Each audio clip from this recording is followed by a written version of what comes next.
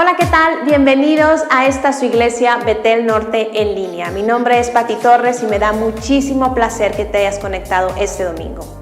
Si esta es la primera vez que tú te conectas a una iglesia en línea, queremos darte la bienvenida, siéntete cómodo, disfruta el mensaje, pero sobre todo, no te desconectes. Recuerden que tenemos diferentes plataformas sociales en donde nosotros podemos tener comunicación con ustedes. Está Facebook, Twitter, Spotify e Instagram. En cualquiera de estas ustedes pueden ver cualquier servicio que se hayan perdido anteriormente. Pueden dejarnos cualquier comentario y cualquier reacción. Es muy importante para nosotros esa comunicación. También queremos darte las gracias por tu generosidad. Si está en tu corazón dejar alguna ofrenda, algún diezmo, o si quisieras darle un apoyo a los misioneros, ahora en pantalla están apareciendo las diferentes maneras en las que lo puedes llevar a cabo. De verdad, muchas gracias. Con esto la iglesia puede seguir adelante. Y bueno, esta es nuestra tercera semana de esta serie Testigo, y yo estoy segura de que la estás disfrutando tanto como yo. En este mensaje se va a hablar sobre todo de lo que es el amor hacia los demás. Así que bueno, antes de eso, también quiero que te pongas cómodo, que disfrutes de la siguiente canción que ha preparado la banda.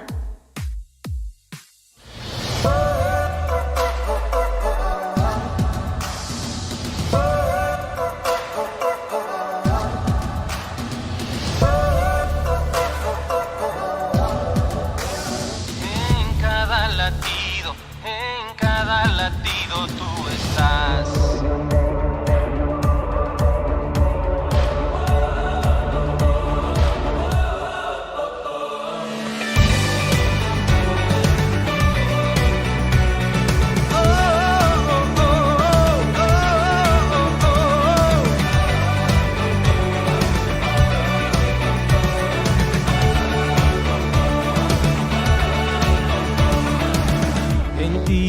La oscuridad, al débil tú levantarás.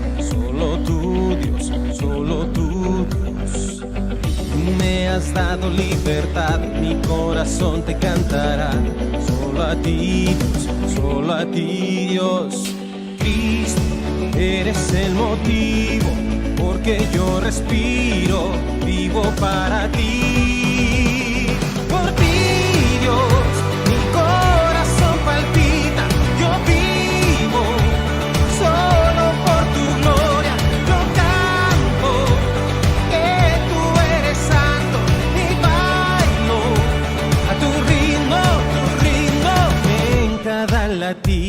En cada latido tú estás.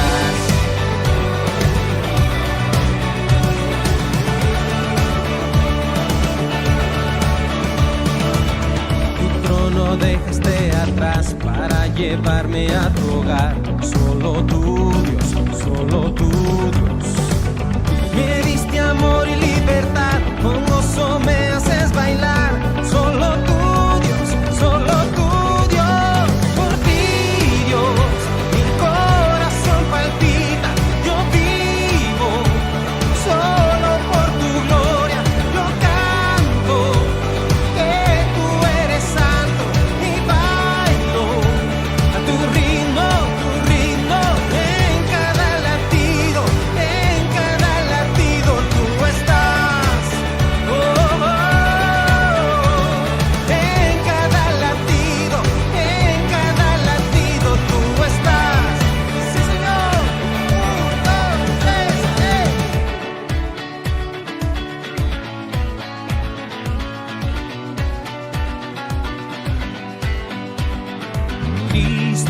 Eres el motivo, porque yo respiro, vivo para ti.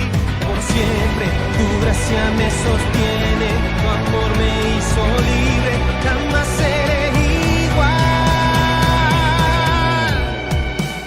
Por ti, Dios, mi corazón palpita, yo vivo solo por tu gloria, yo canto.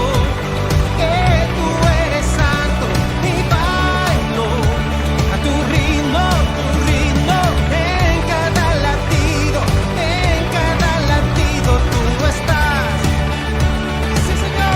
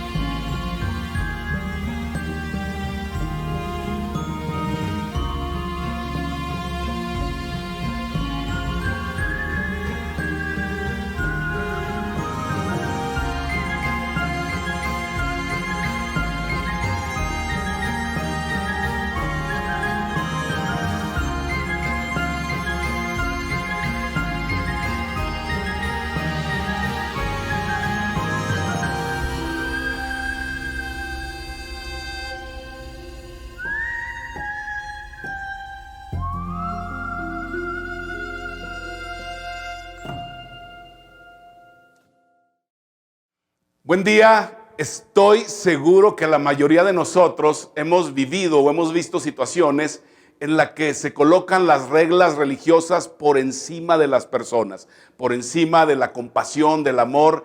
Y no solo eso, quizá tú fuiste víctima, ¿sí?, de cómo personas te señalaron, cómo personas te trataron duramente y no mostraron para nada misericordia hacia tu vida, ¿sí? O quizá tú lo hiciste con otra persona, ¿no? Tú sabes, eso de estar mirando, de estar más enfocado en ver la paja del ojo ajeno que ver pues la viga que tenemos en el nuestro, ¿no? Así que de eso estaremos hablando el día de hoy.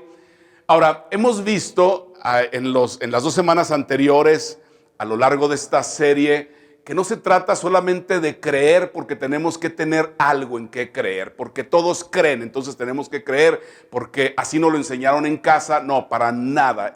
Debe ser más bien el resultado de creer en algo que es real, ¿sí?, en algo que realmente sucedió. Y entonces el apóstol Juan escribe no acerca de creer por creer, sino que el apóstol Juan escribe acerca de lo que él escuchó, de lo que él vio, ¿sí?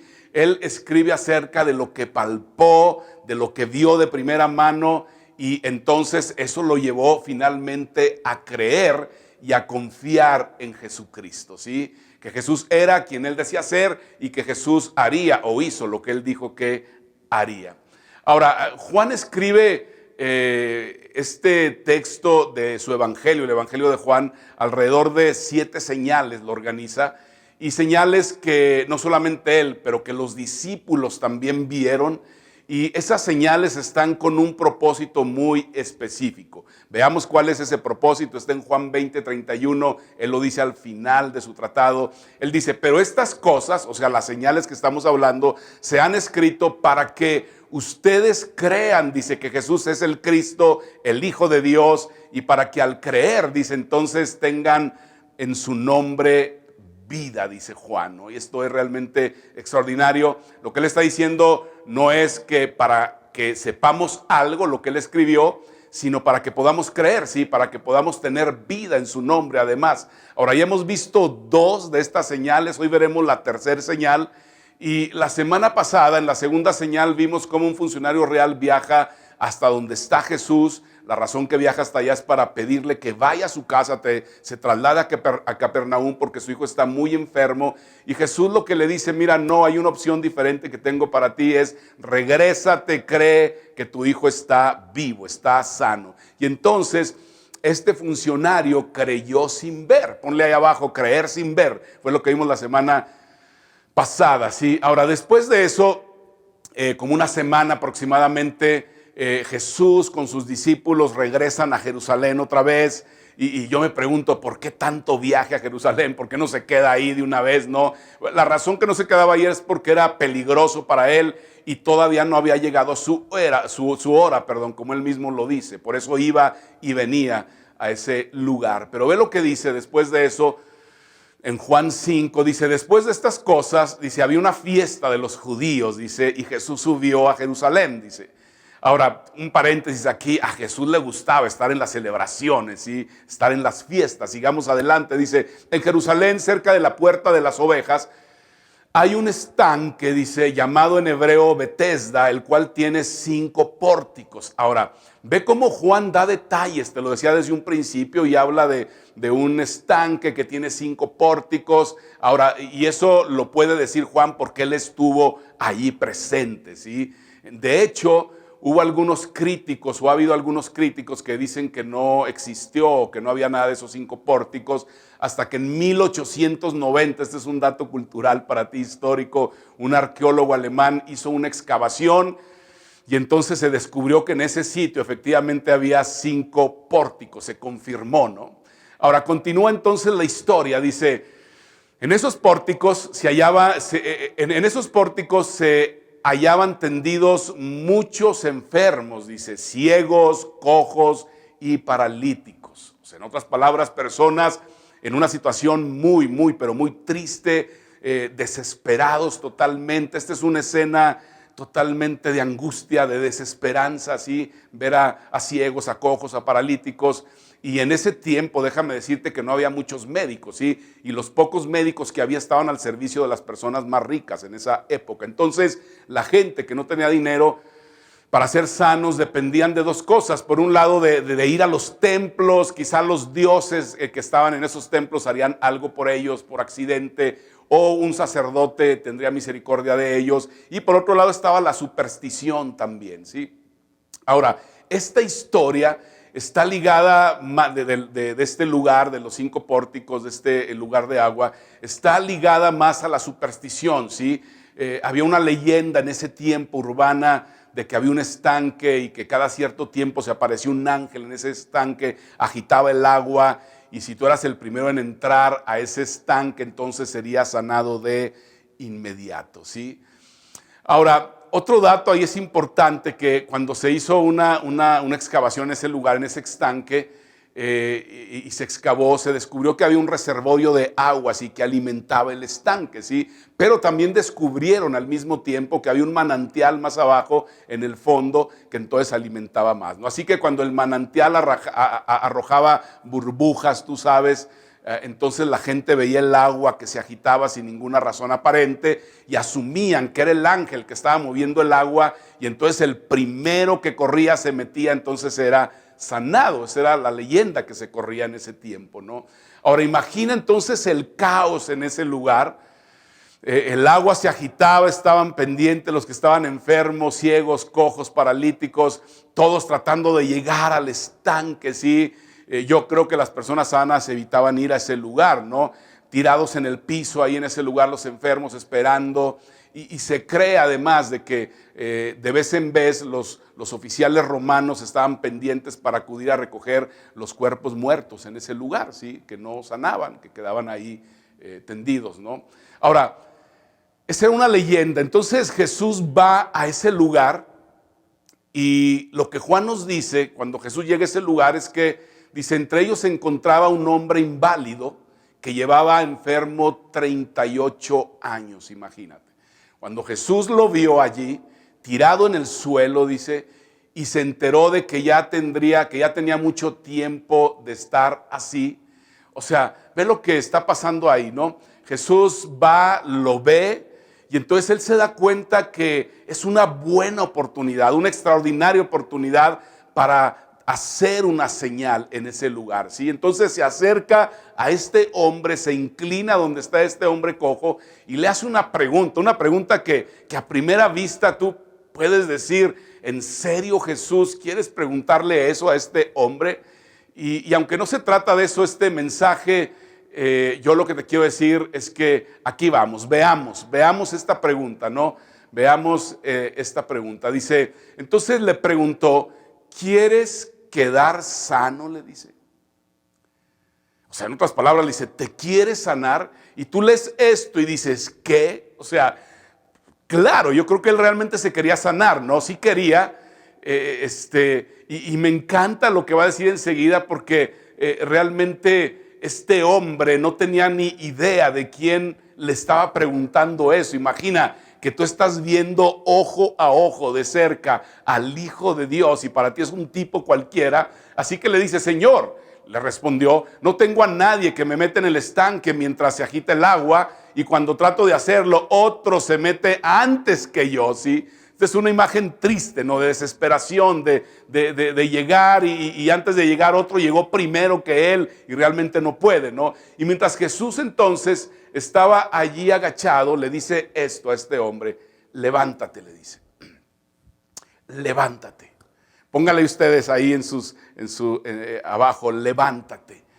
Y puede que esto te emocione a ti igual que a mí, como a él también, pero lo que hizo que fuera una señal realmente no fue esto, ¿sí? Porque no es un acto aleatorio de bondad lo que está haciendo Jesús, sino es lo que dice después. Esto es la señal. Le dice, levántate, recoge tu camilla y anda, le contestó Jesús. Ponle ahí abajo.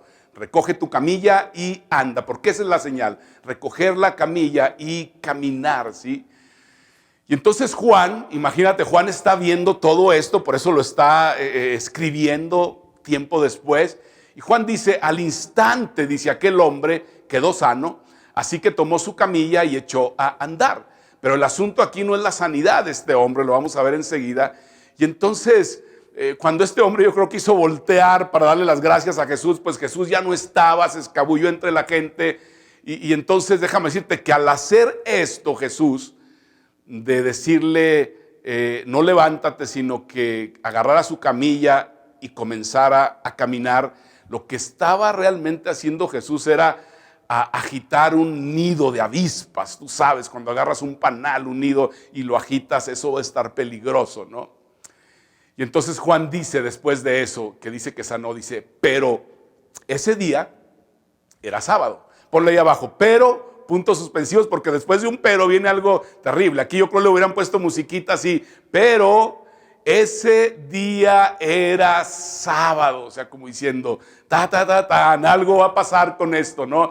Y eso significaba, ¿qué significaba eso, Alfonso? Bueno, significaba que específicamente en Jerusalén y alrededor del templo, los fariseos, como una especie de policía, ¿sí?, andaban asegurándose, vigilando que nadie violara las leyes del sábado, ¿no? Y este hombre que se fue rumbo al templo y cuando lo vieron entonces cargando su camilla, esto fue lo que sucedió. Ve lo que sucede. Así que los líderes judíos protestaron, dice. Le dijeron al hombre que había sido sanado, no puedes trabajar el día de descanso. La ley no te permite cargar esa camilla, le dicen. Ahora, déjame decirte algo. La ley no se lo prohibía, ¿sí?, sino la tradición de ellos. La tradición oral o la interpretación de la Torá oral que ellos hacían, o la Torá oral, como le llamaban, porque estaba la escrita, pero ellos interpretaban y tenían tradiciones también, ¿no? Y para ellos la interpretación oral o la Torá oral tenía la misma importancia que la Torá escrita, ¿no? Y entonces ellos lo que hacían, o lo que hicieron los fariseos, era que pues escribieron o tenían como 39 categorías diferentes de cosas que no se podían hacer el sábado, que no estaban en la ley escrita, ¿sí?, sino en su interpretación oral, ¿no? Y este hombre entonces estaba violando una de esas 39 cosas que ellos interpretaban, ¿no? Que estaba conectado realmente con el cuarto mandamiento, que tú y yo sí conocemos y que está en la ley, ¿sí?, de los 10 mandamientos, el cuarto mandamiento, y vamos a recordarlo. Si alguno se acuerda del cuarto mandamiento, pónganle ahí, yo levanta la mano, a lo mejor no vas a saber ni cuál es el cuarto, ¿no? Pero este es el cuarto, ahí te va. Dice, acuérdate del sábado para consagrarlo. Este es el cuarto mandamiento. Entonces, lo que leemos es que el objetivo de este mandamiento era tomar un descanso del trabajo, pero no tomar un descanso del amor, pero no tomar un descanso de la compasión. O sea, podías tomar un descanso de tu ocupación, pero no de la compasión a otras personas, ¿sí? Y los fariseos, igual que muchas personas el día de hoy, olvidan el porqué detrás del qué, ¿sí? Y cuando esto pasa, cuando olvidas el porqué detrás del qué, entonces importa más la ideología que las personas a las que sirve esa ideología, ¿sí? Entonces es más importante la religión, ¿sí?, que las personas. Es más importante el partido político que el pueblo a quien sirve ese partido. Y entonces cuando haces eso comienzo a señalar, a juzgar a otras personas, ¿no? Y ahí están estos hombres diciendo, hoy es sábado, le dicen, no te está permitido cargar tu camilla. Este hombre yo creo que está sacado de onda y les dice, hey, el que me sanó me dijo, recoge tu camilla y anda, dice. Les respondió. Ahora, él no sabía quién lo había sanado, no sabía el nombre, ¿no? Y obviamente a ellos ni les interesaba realmente por qué él estaba cargando esa camilla, porque ni siquiera le preguntaban, oye, ¿tienes un familiar enfermo, alguien murió o tú estabas enfermo? Nada, o sea, a ellos lo que les importaba realmente es que estaba violando su interpretación de la ley, ¿sí? Su interpretación oral, la Torá oral, ¿no? Y este hombre entonces les estaba diciendo en su contestación, mira qué pena la verdad, pero yo tengo 38 años sin poder caminar, entiendo lo que tú me estás diciendo, pero pero hombre, o sea, ustedes no han tenido ni siquiera tantita de compasión hacia mi persona, ni siquiera me han preguntado nada, ¿sí? Y el que me sanó, él tenía unos ojos increíbles de compasión hacia mi vida, me sanó y él me pidió que cargara mi camilla y caminara, y eso fue lo que hice. Yo creo eso les contestaría en pocas palabras, ¿no? Así que entonces ellos le hicieron la pregunta lógica que seguía, ¿no? Porque ellos tampoco lo sabían. Y ve conmigo, la pregunta lógica es, ¿quién te dijo semejante cosa? Le exigieron, o sea, ¿quién te dijo que podías cargar tu camilla en sábado? Ya me imagino la cara de estos hombres, ¿no? Ahora, me impresiona la falta de compasión de este grupo de personas que lo están confrontando, porque ni les importó que estaba enfermo, ni que había sido sanado absolutamente, sino que ahora no tan solo él había violado la ley, sino que también la había violado el que lo había sanado, ¿sí? Quien había mostrado compasión por su vida, según ellos también había violado la ley, ¿sí? Porque no había podido mostrar compasión realmente en el Sabbat, ¿no? No podían mostrar esa compasión ese día. Ahora el texto continúa, ve conmigo, dice, el que había sido sanado no tenía idea de quién era, quien lo sanó, porque Jesús se había escabullido, dice, entre la mucha gente que había en ese lugar, ¿sí? Luego de esto Juan relata cómo este hombre regresa, se topa con Jesús, no sabemos si Jesús lo está buscando o cómo es que se lo encuentra, pero Jesús lo saluda, le dice, mira, estás caminando, qué bueno, está bien. Tienen una pequeña conversación y luego el hombre se va y se acerca a los líderes religiosos y esto es lo que les dice. Dice, el hombre se fue e informó a los judíos que Jesús era quien lo había sanado, dice. Oigan, vean, dice, él fue el que me sanó, se llama Jesús, ¿sí? Y Juan sigue escribiendo o describiendo lo que realmente pasó después. Entonces, dice, los líderes judíos comenzaron a acosar a Jesús por haber violado las reglas del día de descanso, ¿sí? O sea, sus tradiciones orales, su interpretación de la Torá, ¿sí? Y en su defensa Jesús les dice esto, y estoy seguro que a Juan le encantaba contar una y otra vez esta historia, pero Jesús le respondía, mi Padre aún hoy está trabajando y yo también estoy trabajando, les contestaba Jesús. Ahora, en otras palabras, si ustedes, le está diciendo, tuvieran algún problema en sábado, ¿pedirían ayuda? Dice, o dirían, a ver, hoy es sábado, mejor espero para mañana. Claro que no harían eso, ¿sí? Porque mi Padre está trabajando en sábado, les va a contestar, no hay problema, o sea, Dios, ¿no? Y siempre está trabajando, y si Él trabaja, pues yo también trabajo, dice Jesús. Así que los judíos, dice, redoblaban sus esfuerzos para matarlo, dice, pues no solo quebrantaba el sábado, dice, sino que incluso llamaba a Dios, o a Dios, su propio Padre, con lo que Él mismo, dice, se hacía igual a Dios.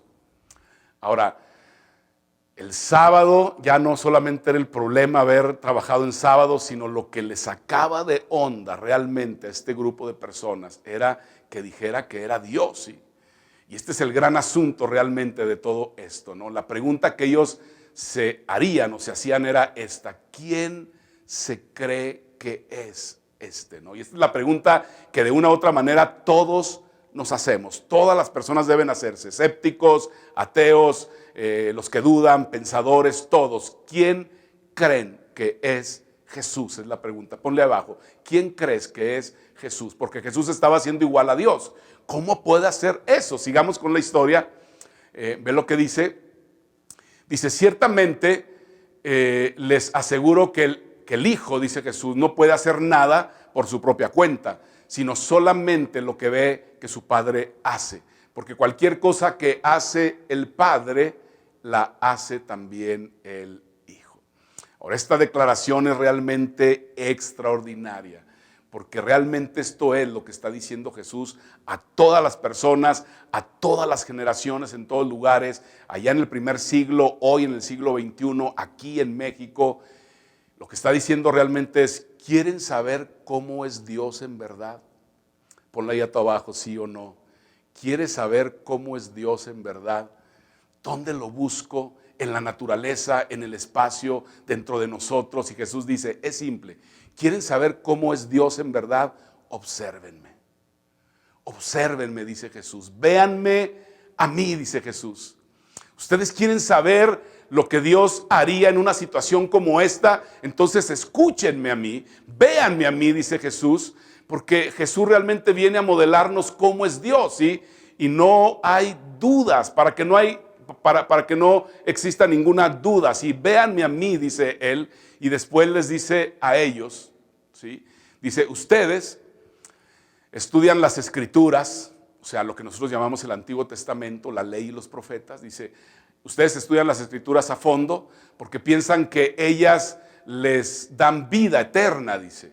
Pero las Escrituras me señalan a mí, dice Jesús. Sin embargo, ustedes se niegan a venir a mí para recibir esa vida. O sea, señores, ustedes que estudian la ley, los profetas, los poemas, lo que escribió David, los salmos, y no se dan cuenta que todos ellos hablan de mí, que todos ellos apuntan hacia mí.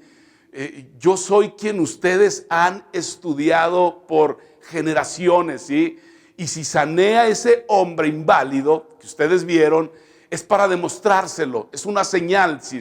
Y si le dije que cargara su camilla y comenzara a caminar precisamente en un sábado, fue para llamar su atención y para que ustedes supieran que yo soy el Hijo de Dios, que yo soy el Mesías, que yo soy el Salvador de este mundo. Amigo, realmente esto es extraordinario, es increíble, ¿sí? Y Juan, quien estaba viendo todo esto y después lo escribió, él nos diría, si estuviera con nosotros el día de hoy, esa es la razón por la cual yo creí en Jesucristo.